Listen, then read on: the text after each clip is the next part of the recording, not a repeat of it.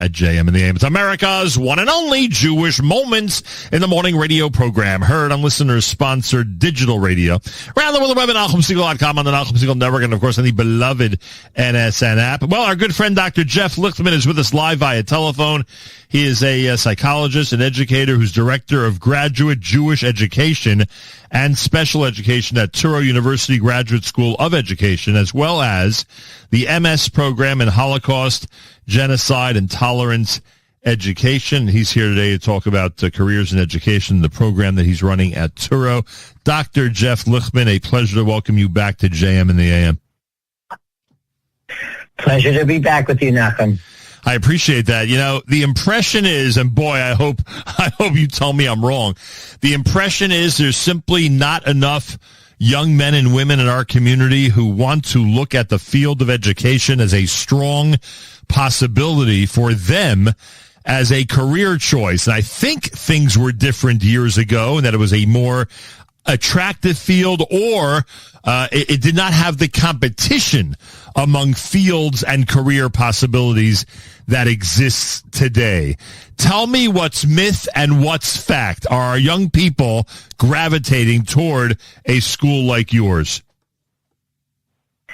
So, like so many things, it's not myth. It's a lot of what you're saying is correct, but it's not the entire story. We don't have enough people. That is really true. There is a shortage of teachers, and certainly there's a shortage of well-trained teachers. That is true. And as our community, Baruch Hashem, continues to grow, the need for teachers grow, and we're not keeping up with that. Are there people out there, young people who are passionate and excited and wanting to go into this field, wanting to work with children and bring them a good education and closer to HaKadosh Baruch Hu? Yes, there are, just not enough of them. There is a perception in the community also that it's like, it's just the field doesn't pay, it's too hard, there's all these things, a lot of which is exaggerated. Again, some truths, but exaggerated. And you mentioned, third thing is that really there are, the world is my oyster, Lahavdil. There are so many possibilities.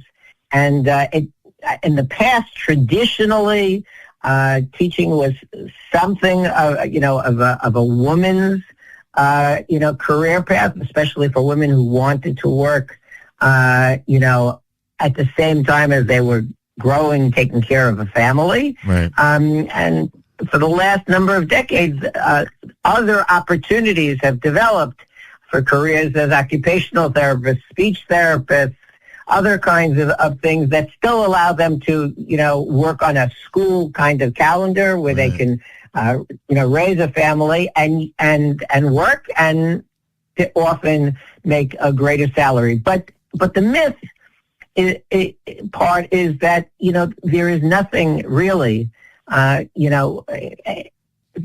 when you work with children and you can have an influence, really an unbelievable influence, unmatched by anything else.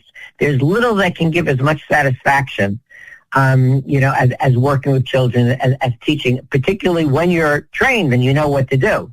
Part of the challenge also is that this applies to our community and actually applies to teaching in the United States as a whole, which is that within the first 5 years of people going into the field, a significant percentage leave the field. Wow. And so the question is, So the question is, why is that? And we have data that supports this, which is that too many people who go into the field are not appropriately trained. Right. So if you don't know how to do it and you go in and you're frustrated and you don't get support and you don't know what you're doing, some people learn on the job, so to speak. Right. And get past that and have an amazing career. But some, say, what do I need this for? Dr. Jeff Lichtman is with us live via telephone, Touro University. The other thing is, which came to mind as you were presenting on this, and who would know this better than you, there are other fields in education that have become so prominent in our community. I don't mean prominence in terms of how it's held and how it's held in regard. I'm just saying prominence in terms of the space that it occupies. I'm referring, of course, to special ed. And there are people very talented who might gravitate toward a special ed degree and a special ed job and career, as opposed to going into what we would call a regular track of education. So even within our own system, there are other attractive possibilities for the young people out there. Yes, so that's definitely true, but I'll take it. You know, in other words, right. if we have people going into special education, right. There's a thin line, and in fact, our master's degree at Touro is a dual master's. It's in both Jewish education and special education. Oh wow! So and that's partially because we understand that within every mainstream classroom today, within every yeshiva classroom, and I'm sure some people are going to disagree with me, but I know that I'm right. Uh-huh. There are children, who benefit from a teacher who has special education training. Right. There are children with special needs in every single classroom today, and we need teachers who know how to work with a wide variety of children, and that's actually the kind of training that we provide them with at Touro. Yeah, very, very good point. No question about it. All right, so you're on the front lines, and now is the beginning of a new semester, and you know data, as you just proved to us. Are the numbers there? Can we, in fact, reflect on the progress in the Jewish world and acknowledge that there is still a really strong cohort of young people going into the field? I don't want people to think that, it's completely dried up. I would hope that you would tell us, yes, this is very active and very strong. Yes, there are still people. It's not strong enough, but there are people. There are young people. All of the people we have about 50 students currently in our master's program. They're all either starting their career this year or have within the last few years begun their career. And I think, I could speak for them. I could tell you to invite them onto your show, and you would see enthusiasm, passion, and that coupled with an understanding that they do need training and that we're giving it to them. And listen, every other field, nobody thinks they can become a doctor or an accountant or a lawyer or a speech therapist without training. Somehow in education, within the frum world, this notion of like, if I have a feeling for it, that's sufficient. It's not sufficient. Yeah, understood. By the way, there's another factor, and I'm thinking all this through as you and I are schmoozing about this. Mm-hmm. But this has also got to be a factor in the development of your field, and that is that we are now so much more spread out. There are, I don't know how many more Jewish communities there are, how many states around the United States now feature significant Jewish populations. Just to keep those schools and educational efforts, at the top, requires a lot of personnel. And that's why today, yes, as things get thinner in the area or again, however you want to describe it, you have to worry about so many other cities that need great Jewish educators. Yes, and I get emails and calls from those cities. But let me tell you, just as much in the greater New York metropolitan area as those other places around the country and Canada, need. Every place needs. We just don't have enough teachers. Mm. And there are just so many really good opportunities, well-paying jobs, that, again, the salaries in education don't necessarily match the salaries in other fields, right. But that's exaggerated, and yeah, frankly, people pay for talent, right? People pay for talent. Yes. Yeah. Exactly. Got to remember that, folks. People pay for talent, and if they walk in with degrees like this that they're offering at Touro, it's gonna bump up their salary no matter what. It has to, because they're coming out with even more and more tools to make a real meaningful difference out there. Dr. Jeff Lichtman is with us, director of the Graduate School, Jewish Education at Touro University. All right, before we move on to the other program, which I want to discuss with you,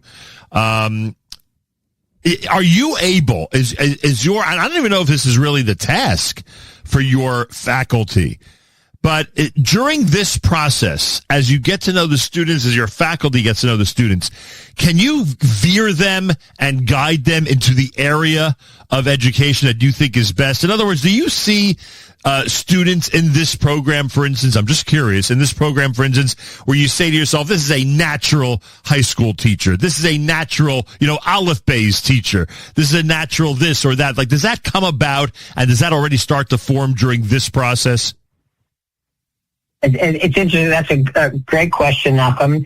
I would say to you that I think many of the people who come to us to get their degree and training have their own thought about what they want to do already, preformed based on whatever other experiences they may have had previously, whether that's with youth work, whether that's, with other kinds of things, and sometimes just from hearing other people talk. One of the things that we try to do in the program from the get-go is to remind them to keep their minds and hearts open to the possibilities. They don't know about all the possibilities. Right. And so we are actually able to work with them and expose them to different areas. Maybe you think you want to teach general studies, but in point of fact, maybe you would be great at teaching Limudei Kodesh Judaic studies. Right. Maybe you want to teach Judaic studies, but only in the mainstream, but maybe you would do well in special education. And I think that, look, we have them typically for 2 years, for the training. And I think that we are able to expose them to the different possibilities. And I also point out to you that every person, every instructor, every professor in our program is somebody who currently works in the field, is working today with children. Mm-hmm. So they're not just academics. They're people who are classroom teachers, school psychologists, school principals who work with children in our yeshivas today. And so they're able to bring a real-time perspective to their students about who the child is today, what's going on in the classroom today, what do you need, and also they get to work with these, our candidates, our graduate students, and see and expose them to the different ways of thinking about the possibilities. So, yeah, I think that we are able to nudge in different directions people that we, think might do better in certain areas or might just do well in a number of different areas that they had never even thought of. Understood. Dr. Jeff Lichtman's with us, Director of Graduate Jewish Education, Touro University. I'm assuming the website, touro.edu, has more information about the graduate program. Is there any other specific address or any other information you want to give out, DAFCA specifically, when it comes to the graduate courses? Sure, they can always contact me, and I can work with them or direct them to other people. And my email address is very simple: jeff.lichtman@touro.edu. Jeff, Jeff. Lichtman, Lichtman @touro.edu. Dr. Lichtman is also an MS program in Holocaust, Genocide, and Tolerance Education. Is this, I'm assuming obviously the graduate school and the graduate program is more for those who are of age, so to speak. They've left college, gotten their degree, and now they're moving into this education space. Is the MS program really open for all ages? Because I would assume that there are people in the educational field nationwide, maybe even worldwide, from their 20s to their 60s who could take advantage of a program like this. You are absolutely correct. And the students, we just started the program last year, and already it looks like we'll have about 25 students, and they range in all ages. It's a very eclectic group. Some of them are teachers in the classroom who additionally want to do this, or this is one of their responsibilities, and they want to be able to do this. And others are not classroom teachers, nor do they necessarily wish to be classroom teachers. Maybe they want to work in a museum. Maybe they want to lead trips, groups to Europe to see firsthand. So there are actually quite a number of possibilities of what people can do in terms of educating the world, both the Jewish world and the non-Jewish world, about the Holocaust and about the great need that we have for tolerance. So we have a very diverse group of people, and it's one of the exciting parts. And I would guess it's a real specialty to try to develop a system, a technique to teach the Holocaust and these types of sensitive subjects to children, Right, it's got to be. I mean, Yes. I assume it's one of the greatest benefits of actually being part of your MS program. Yes, absolutely. And we have, here too, we have special staff. I think you actually had met with Dr. Julie Golding, who works with me on this program. Right. And, one of her areas of specialty is in particular around trauma and the potential secondary trauma, effects that one can experience when they're exposed to these things. So we're talking about, Holocaust education. All education really has to be, handled with care. And certainly that's when we're talking about there are no words to describe the tragedy of the Shoah. And it's 2026. We know the atmosphere in many countries, including ours, when it comes to the issue of anti-Semitism.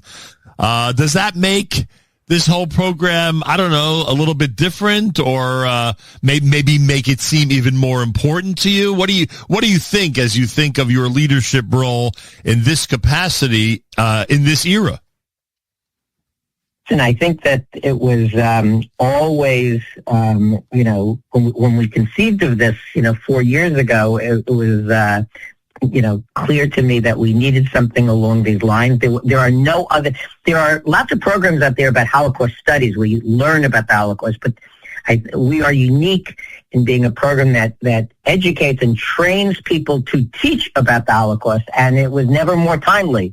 Yes, with the rise of anti-Semitism, and yes, with the increasing, polarization in the world, and the exact, opposite of tolerance. A program like ours that prepares people to know how to teach people in different settings. Are you working with children in a classroom? Are you working with teenagers? Are you working with adults? Is this a year-long program, or is this a one and done in a museum? All of these are things that need to be taken into account, and never more timely than lo aleinu, unfortunately, the times that we're living in. And those teachers in schools who would lean on Holocaust survivors to be part of that educational system, obviously as time goes by, the chances of that happening become less and less. So the expertise of the teachers and the methods that you're giving them become even more important.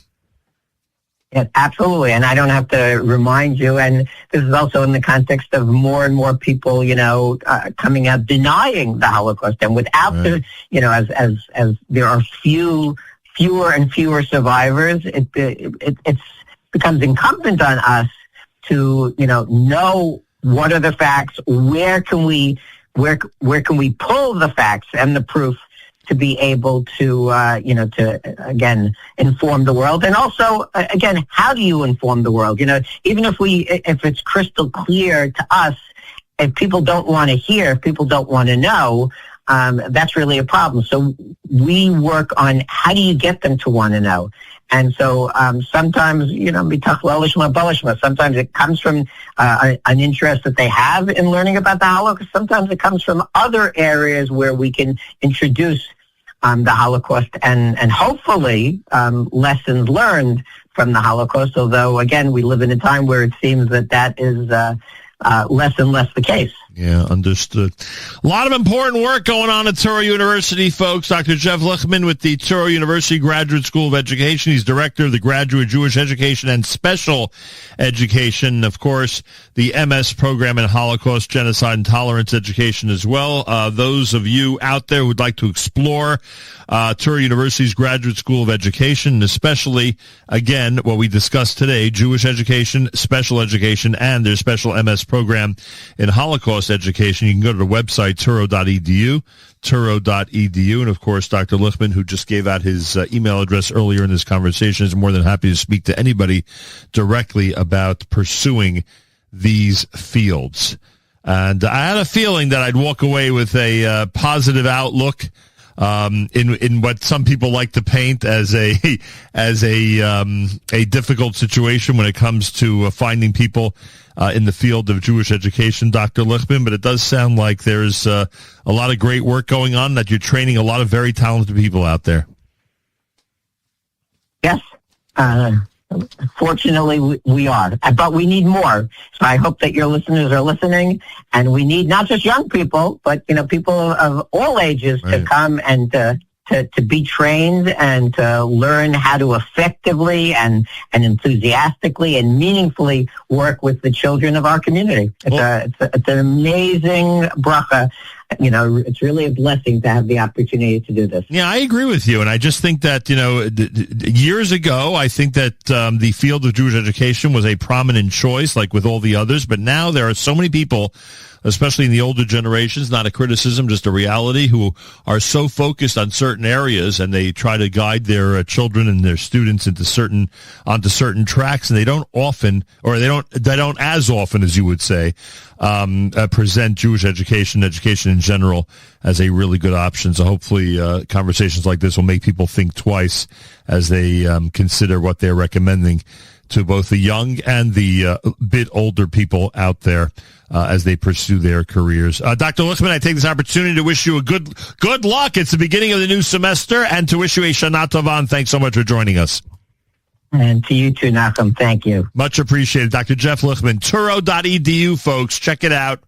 Important conversation about Jewish education. More coming up. It's JM in the AM.